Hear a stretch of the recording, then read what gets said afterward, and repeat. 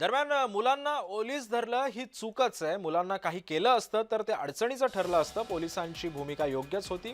माजी शालेय शिक्षण मंत्री दीपक केसरकर यांनी ही प्रतिक्रिया दिलेली आहे.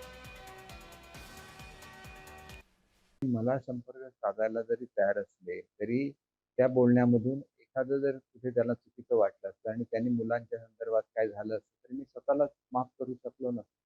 त्याच्यामुळे ज्यांच्या हातात त्यांचे बिल काढण्याचे अधिकार आहेत, त्यांच्याशी पोलिसांनी त्यांचा संपर्क करून द्यावा, असं मी पोलिसांना सूचित केलं. दीपकभाई केसरकर ज्या वेळेला शिक्षण मंत्री होते त्यावेळेला त्यांनी किती प्रोजेक्ट सादर केले याची मला कन्फर्म माहिती नाही, परंतु रोहित आर्य ज्या वेळेला ज्या अर्थी सांगतोय त्या अर्थी शिक्षण खात्यातले करोडो रुपयाचे देणं आजही बाकी आहे.